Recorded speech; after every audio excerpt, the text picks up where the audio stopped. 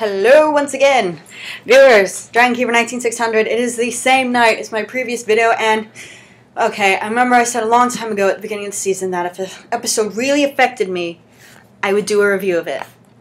This episode affected me. Okay, wow, this might be the best one so far. Like, I know I said that about the human factor, but this one might be the best one. I just want to go over again some of the points I really liked because it's still fresh in my mind, and I'm churning with feels right now. Okay, so for a few reasons, I think this one is better than Human Factor. First of all, there was more in it.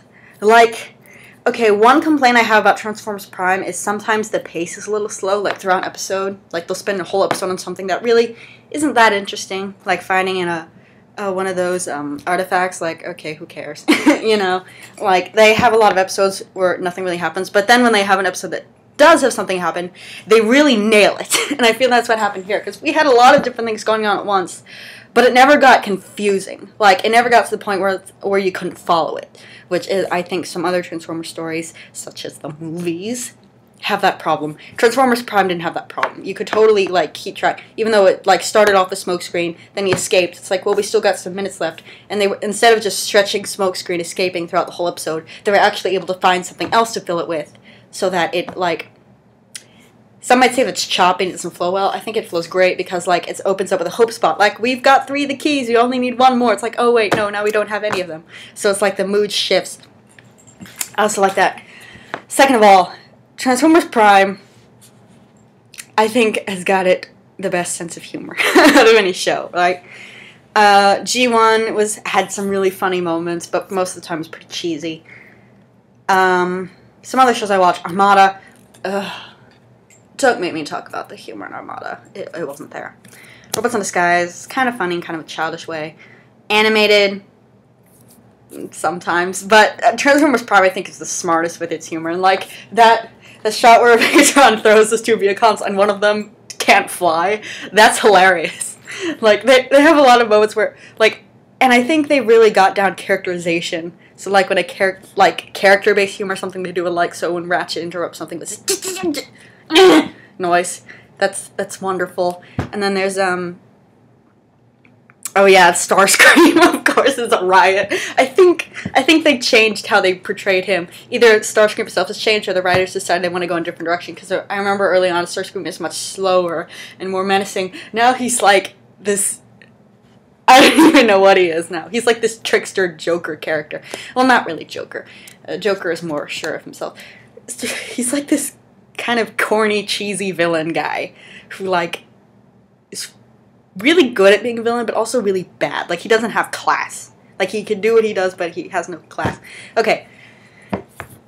So, that's something else. So, like, whenever Starscream speaks, it's usually because I'm reminded that he's such a toddler when it comes to, like, when he was, like, I saw in the promo, he's like, you know, just acting totally off the wall. Maybe he's kind of lost his mind since he left the Decepticons or something, but he's definitely been getting sillier. That brings me to the third thing I really like is, I think this episode is really strong in characterization.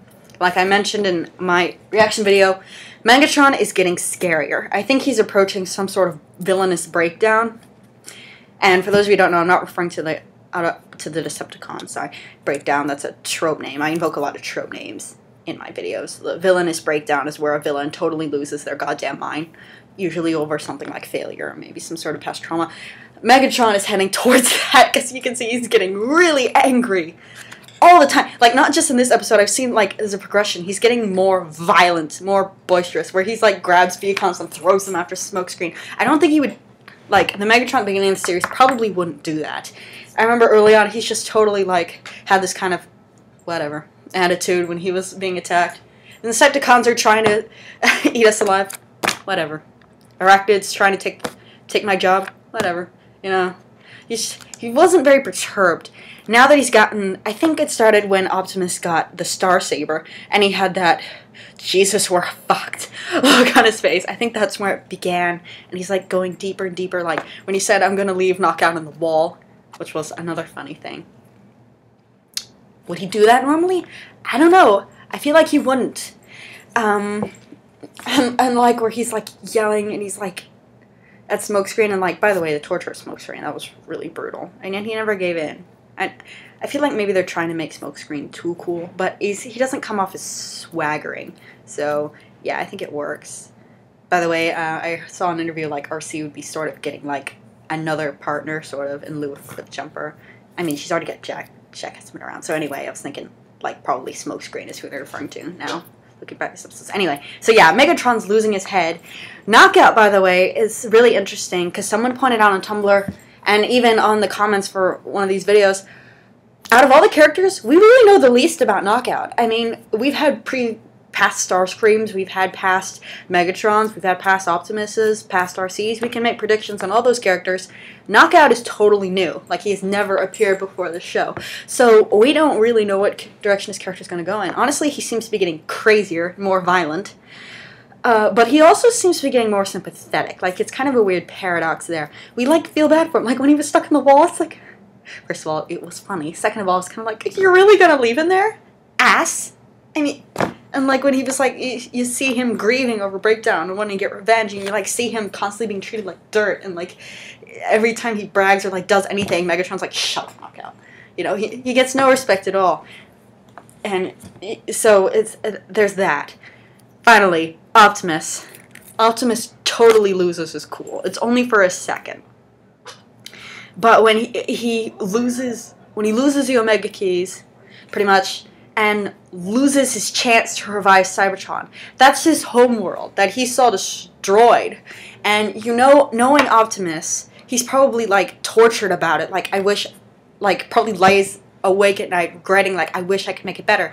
Here's his one chance to fix it, and it totally gets taken away right in front of him. And they were being nice. Like, they were going to repair Starscream. He had his medical kit. They'd done this with him before, but it was, like, total betrayal. From Starscream, I know, shocking. But still, and it is just the anguish. And I like how Megatron and Optimus's reactions paralleled each other. That was really good. I think showing maybe that they've got a lot in common. More in common than maybe they'd like to acknowledge nowadays. And also, yeah, I wish the humans were around more often. Like, I think this is the first show anyone has ever entered that sounds like, I wish the humans were around. No, I lied. Actually, Anime was the first one. Because everyone's like... all those episodes, like, Sari was missing. It's like, where's Sari? She wasn't missing, she just wasn't in the episodes, and that was frustrating. But, like, this, too, and I think that's a good sign that we miss the human characters, or at least I miss them. But, yeah, a lot of stuff has been happening now that they're not around. Probably Hasbro requested they be in there less, like they did with the animated dickbags. Anyway, what else do I want to talk about? God, this episode, it was really exciting, and really funny, and also really sad when we had that moment with Optimus. And, yeah, so I'm really interested in seeing what direction the characters go in from here. Like, let me check. Is the next episode going to be the finale? Because I feel like, well, probably not. But I feel like it's sort of getting to a point where it's approaching something. Oh, and Starscream rejoining the Decepticons. I have no idea if it'll last more than just this episode, but I know we've got a few more after this. Good, perfect, excellent. Excellent. Okay. Yeah, I have no idea how long it will last, because we've had previous alliances in the past. It's like Arachnid and Mech that only lasted one episode. And then we've had like Starscream and Arachnid were supposed to, I was about to say hook up, but then I caught myself, work together. That lasted less than one episode. That was like 2 minutes, really. So like they have this, Transformers Prime has a bad tendency of like building something up and then dropping it really fast. So I hope that like if Starscream doesn't stick around for a lot, at least they do something really big with it. Like, I don't know why he would want to go back to the Decepticons. He must be planning something. It's Starscream. He's got to be planning something. There's no way he'd just be like, oh, would you just let me back? I've had to change my heart. No. I don't buy that shit. I don't. Probably he won't get his job back. Like, probably Dreadwing will keep his position. I think Dreadwing would give it up if Megatron asked, but I don't think Megatron would be dumb enough to do that. What else? What else? Oh yeah, Megatron's got all 4 keys now, doesn't he? I guess, what's the synopsis for the next episode? Because I really don't know. I'm going to look. I'm looking now. Versus a truce. Oh, it says Dreadwing will get in the way of the truce. Okay. I guess Dreadwing does mind things. So yeah, it looks like they're going to head back to Cybertron, and then there is no synopsis for Darkest Hour. So, it's weird. It'll last Last finale was called One Shall Rise, and then this finale, it looks like it's called Darkest Hour. These are both references to the G1 movie. The G1 movie is like the holy bible of Transformers, isn't it? That's what people keep going back to over and over and keep invoking over and over. Keep drawing fan art of over and over.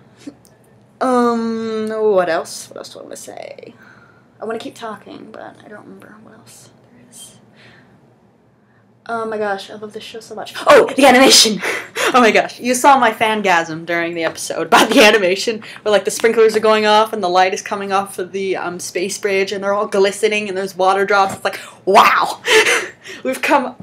The animation on the show was never bad, by any means, but we've definitely come a long way from the first episode. I mean, it's just such a joy to see it, like, just gradually getting better. It's wonderful. And, oh my gosh. It's like, oh, it's so beautiful. It's like glistening, like, you know, a true dork only uses the word beautiful when talking about cartoons, but whatever, I'm a dork, I don't care, I'm so happy. Because, like, I heard earlier, like, from one of my from the people right here in the dorm, that's why it's great to be a nerd, because you could get so excited about shit like this. And, like, happiness. You could get happy feelings just from watching something. I mean, how many people feel this happy day to day, right? But I get to feel that way every week. Yippee. And so do you, actually. Yeah, just... really love this episode, and I'd love it if they kept up this pace, like kept stuff happening until the finale, because this is gold. This is like pure gold. Really, I love it. So many feels.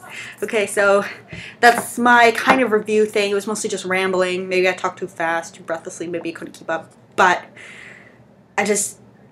man, this episode. Oh my gosh. Okay, so I'd like to see where they're going. There's still some things they still need to bring up. Megatron, Darksaber, what's he going to do with that? What's he going to do with those keys? What exactly the alliance Starscream Megatron is going to lead to? That's the plot of the next episode, obviously, so that's great. And, like, Smokescreen RC, how are they going to get along? And have, like, everybody's developing, and it all seems to be leaning towards something. And the fact that Starscream noticed Arachnid in this case also, in her case, not his case, her case, is probably a sign that they're going to bring her back at some point. Because if they weren't, I don't know why he would notice that. But, okay, so that's pretty much everything I have to say about this episode. Love it so much. Can't wait to see where they go. I'll see you next week. Gosh.